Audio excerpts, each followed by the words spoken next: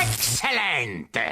Hey everybody, how's it going? So earlier this year, Nintendo put out what I think is one of the best 3D platformers they've ever made, Donkey Kong Bonanza. I love Bonanza so much, and even after having a few months to sort of let the recency bias fade, I still think it's an absolute masterpiece. But lately I've been thinking, if Nintendo was able to bring Donkey Kong back after such a long hiatus, what if they did the same thing for another one of the Mario series adjacent characters? What if it's time for a new 3D Wario game? Now of course the Wario series as a whole isn't really on hiatus, with WarioWare entries still being pretty frequent, but I've said this before and I'll say it again. I want Wario to return to his platformer roots, and I really do think that now more than ever it could be possible. So let's talk about what a new 3D Wario could even look like. Alright, so first things first, we gotta talk about the plot. Wario hasn't exactly been going on big adventures lately, so what's going to be his motivation? Now, this could easily just be a game that takes place before Wario got into the microgame business, but I really want a new 3D Wario to sort of follow in what Bonanza and Odyssey did for DK and Mario respectively, and be a love letter to the Wario series as a whole. So that means getting the WarioWare cast involved in this game in some way. Here's my idea. Imagine, if you will, that this game takes place right after the events of WarioWare Move It. Wario and his, friends have returned to Diamond City from their tropical getaway, but what's this? They quickly find out that they've been robbed. Wario panics and rushes to his personal vault, only to find that every single bit of gold and treasure in his possession to be stolen, with nothing left except for a single note, left behind by none other than Captain Syrup, indicating that the Black Sugar Gang has returned and they made off with Wario's riches. That's right, Captain Syrup is once again back in her role as the series' main villain. What I'm picturing is this. After the events of Wario Land Shake It, where, spoiler alert, Captain Syrup double-crossed Wario and stole the bottomless money bag for herself, she has since been enjoying having endless riches at her command, but something's missing. Despite the fact that she could have all the money she could ever want, it's not enough. She misses the adventure, the thrill of the heist. So, using all of the money she's already accumulated, she rebuilds the Black Sugar Gang into the fearsome force it once was, and sets off to steal the rest of the world's treasures. Wario just happened to be the first stop on her list. So now it's up to Wario, along with the help from his friends, to chase down Captain Syrup all across the globe and get Wario's stuff back. Welcome to Wario World. Wear and tear. So that's pretty much the synopsis of the game, but what about the gameplay? To be honest, while this game is going to share the Wario World name, it's going to be very different from its predecessor and a lot more in line with Mario Odyssey and DK Bonanza. The most notable instance of this is going to be with the overall level structure. In the original Wario World, it felt like the game was much more focused on being a beat-em-up first and foremost, which makes sense when you look at some of Treasure's previous titles. Now, I'm not saying that the original Wario World is not a true 3D platformer, it's just that the platforming elements felt a lot more constrained than other titles in the genre. It never really felt like there was a whole lot of freedom in the game. The camera was fixed for majority of the game, the levels themselves were pretty linear for the most part, and the game as a whole felt like it was much more focused on combat as opposed to platforming and exploration. This was perfectly fine for what the game was, but for the sequel, I think there can still be a large focus on combat, but making the game more in line with other sandbox-style 3D platformers could really add a lot in my opinion. Even just adding more freedom of exploration would greatly improve one of the main objectives in the original game. In order to get to the boss of each level, Wario would have to collect a certain amount of treasures. I thought this was a great mechanic that encouraged exploration, which normally would feel in line with Wario's style of gameplay. The only issue was that it felt like Wario World's level design worked against that concept. Since the levels were mostly linear, you never had to stray too far to find most of these treasures.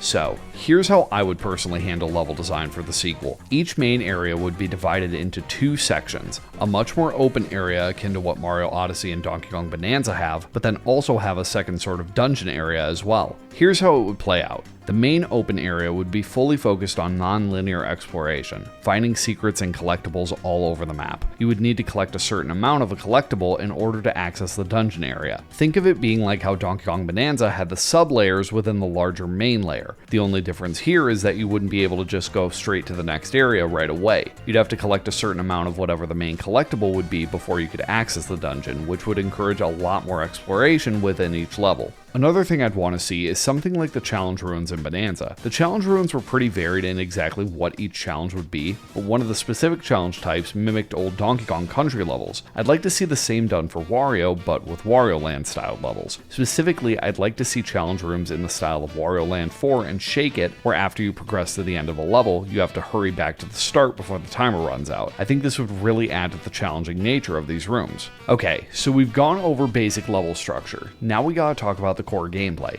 What exactly is Wario going to be able to do in this game? For starters, I think that combat is going to build upon what was already present in the original Wario World. However, while Wario World's combat was a good foundation, I think we can take it even further. I envision the combat for a sequel being more akin to a character action style game with a true combo system. I want Wario to have a skill tree. I want there to be a ton of different moves to unlock and combos to chain together. Wario is supposed to be this powerhouse of a character, and I want that to be reflected even more in the gameplay. There could even be an incentive by rewarding you with more loot the longer you can maintain combos during a fight. Now, we can't talk about Wario World's combat without talking about Mad Moves. In the original Wario World, Mad Moves were sort of these finisher moves that Wario could perform after picking up an enemy. There were 3 of them: the Mega Toss, the Pile Driver, and the Wild Swing Ding. For the sequel, especially if the combat is getting fleshed out, I'd like to see even more of these Mad Moves for Wario to use. I know just how they could be implemented as well. Cosmetics have proven to be a big part of both Odyssey and Bonanza, but for Wario World Wear and Tear, I'd like to iterate more on what they did in Bonanza specifically. Donkey Kong and Pauline's different outfits provided different bonus effects that helped you throughout the game. I'd like to see Wario's outfits do something similar, but with actual moves instead. Imagine if certain outfits allowed Wario to use specific Mad Moves. For example, his WarioWare biker outfit could let him use the Waft from Smash. Maybe he could have his different outfits from Master of Disguise that let him use some of his abilities from that title, or maybe even an outfit designed after the Shake King that allows him to use some of his abilities from Wario Land Shake It. There's a lot that could be done with the concept, and I think by having certain moves tied to different outfits, it would encourage players to experiment with the different outfits to fit their playstyle. That pretty much does it for combat, but what about movement? I think that Wario's moveset should allow for a lot more movement options. The biggest change I'd like to see is in the shoulder bash. In the original Wario World, the shoulder bash was used as more of just a normal attack rather than one of Wario's main mobility options. How I think it should be handled in the sequel is by combining it with the dash attack from the land games. Basically, if you tap the button for the shoulder bash, Wario would just dash a short distance, tackling an enemy or an obstacle. But if you hold it down, Wario would build up momentum, plowing through everything in his path.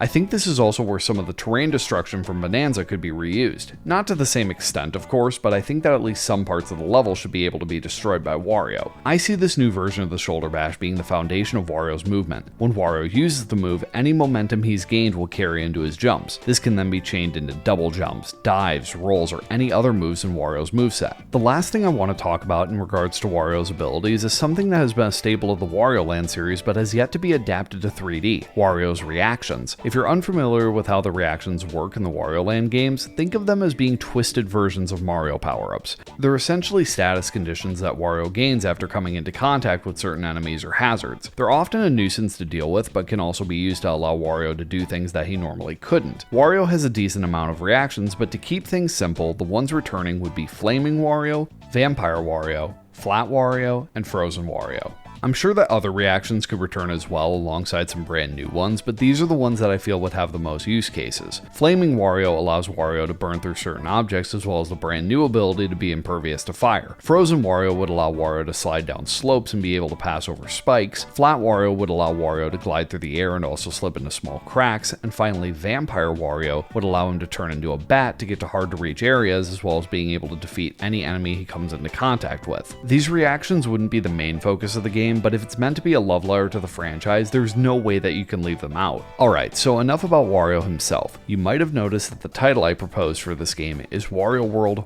Wear and Tear. Wear as in WarioWare, of course. So how exactly is WarioWare going to be implemented into this game, you may ask? Well, I am glad you asked. See, Wario has a lot of friends. Shocker, I know. But Wario's friends play a huge part in the WarioWare series, and they're not just going to sit back and do nothing on this adventure either. Take Dr. Krygor, for instance. He's going to create a ship that Wario and crew are going to travel in on this adventure. It's going to act as sort of a hub. Think somewhere between the Odyssey and the Starship Mario from Galaxy. On the ship, Wario will be able to look through his collected treasures, listen to music with Jimmy T, equip different gear, and even do some combat training, which will be handled by young Cricket as well as Cat and Anna. But what about some of Wario's other friends? Dribble and Spitz, for instance, will lend their taxi service to Wario as the fast travel system. Mona will be found in random places throughout Wario's adventure as a nod to her many odd jobs throughout the series, and she'll sort of fill the same role that Peach and Cranky filled in Odyssey and Bonanza respectively, giving Wario any rare treasure she happened to come across and also giving him hints. 9volt is actually another friend that'll appear in the hub as well, allowing Wario to replay any micro games he comes across on his adventure. Which brings me to talking about another major WarioWare feature in this game. Much like the Scarecrow challenges in Odyssey and the Shifty Smash challenges in Bonanza, there will be similar challenges scattered throughout the various levels in Wario World Wear and Tear. These challenges will net Wario a pretty generous amount of loot. Here's what makes them unique though. Wario will find special sealed chests throughout the game, and the only way to unlock them is by playing a short series of micro games. There would definitely be some brand new micro games, but it would also be similar to WarioWare Gold in terms of sort of acting as WarioWare's greatest hits. Finally, the last major WarioWare feature in the game will come in the form of the game's 2-player mode. Both Odyssey and Bonanza made it a point to include some form of co-op, and I wasn't going to let Wario World be the exception. However, for this game, I want the co-op to feel even more involved. Introducing Micro Moves. Penny and Dr. Krygor created a special invention for Wario to help him on his adventure. This device allows Wario to summon a small version of one of his friends to help him in combat. These summons will take an appearance similar to how the characters looked in WarioWare Get It Together. Wario can choose from a number of his friends to summon, such as Orbulon, Ashley, Mona, Jimmy T, and many more. Once summoned, these characters will be able to attack in a similar way that was seen in Get It Together. These so-called micro moves will be able to be used in single player mode, but more importantly, they can be controlled by a second player, so it really feels like they're helping out. WarioWare has become just as, if not more important to the Wario games than the Wario Land series, and as much as I want a proper return to Wario's adventuring days, I think it's impossible to ignore the impact that WarioWare has had on Wario as a franchise. I also don't think that bringing WarioWare into Wario's adventures would feel out of place either. The Wario series has never strayed away from being weird and experimental, so honestly, I'm kind of surprised that we've never seen these two sides of the franchise cross over already.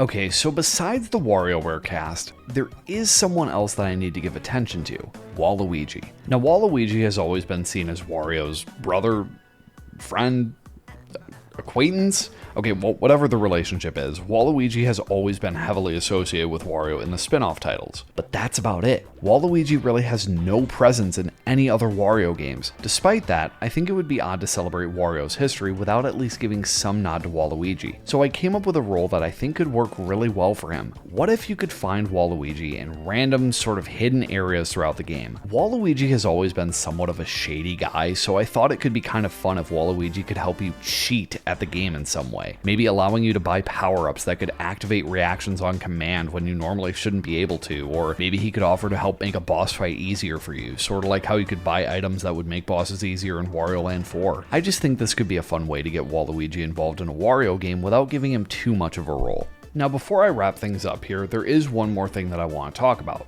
Presentation. I want this game to have a very distinct identity that feels more in line with the weirdness of the earlier Wario games. The bizarre enemy designs, the strange locations, these weird elements that always felt like a part of Wario's core identity. Despite the otherwise stellar visual direction in Wario Land Shake It, I think that a lot of the weirdness that Wario is normally known for was sort of lost in that game. As for WarioWare, it still has a lot of the quirkiness, but even that feels like it's become a lot more toned down over the years. So my hope for the next Wario World is this: much like how Bonanza made sure to put a lot of influence from the Rare games into its art direction, I'd like for whatever new visual identity they create for Wario to pull from the older Wario Land titles. It's not a deal breaker by any means, but I think that it would just make the game stand out even more. And that pretty much does it for my ideas on a new Wario World entry. Despite the fact that Wario is pretty much a part of the main Mario cast at this point, he still feels underutilized even with all the entries in the WarioWare series. In my opinion, Wario as a platformer has always had what it takes to become a more prominent franchise for Nintendo.